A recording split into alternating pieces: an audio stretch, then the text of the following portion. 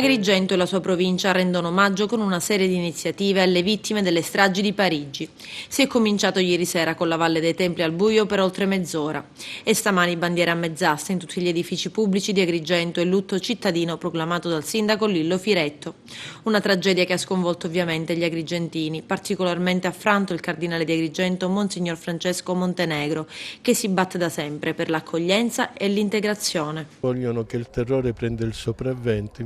Se rispondiamo sempre in positivo, il male si metterà da parte. È stato un obbrobrio orrendo e giustamente diceva il Papa, non si sa come un uomo possa arrivare a tanto, e quindi il male diventa sempre pesante, ma se ci lasciamo prendere dalla paura credo che nessuno più potrebbe vivere.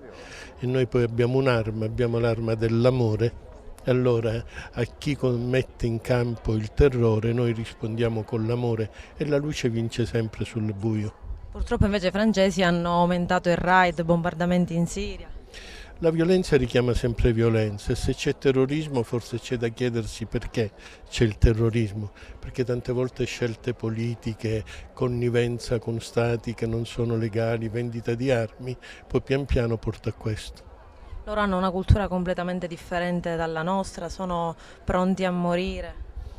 Ma hanno una cultura diversa dalla nostra, ma hanno tanto di positivo. Ma anche noi abbiamo una bella cultura, però abbiamo avuto i terroristi. Per dire, il problema, se c'è il rispetto della cultura le cose vanno avanti, chi non rispetta i valori poi sballa e fa sballare tutti. E dal Ministero degli Interni arrivano direttive alle prefetture sui piani di sicurezza. Secondo quelle che sono state le indicazioni arrivate dal Ministero, sabato pomeriggio abbiamo tenuto una riunione di coordinamento delle forze di polizia, abbiamo esaminato il piano provinciale di gestione di crisi per atti di natura terroristica, lo abbiamo riguardato, ricontrollato, valutato se sia adeguato alla circostanza attuale.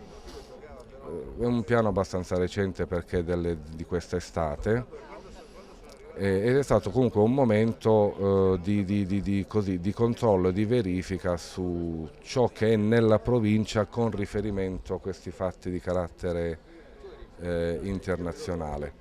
Quindi sono state sostanzialmente assolutamente aumentati tutti i sistemi di controllo e di sicurezza sul territorio su tutti gli obiettivi che nella provincia sono presenti. Forse parlando di atti terroristici è difficile controllare perché loro sono disposti a morire, cioè nella nostra cultura è difficile pensare che chi compie un atto sia disposto a perdere la vita, loro forse sono difficilmente controllabili anche per questo.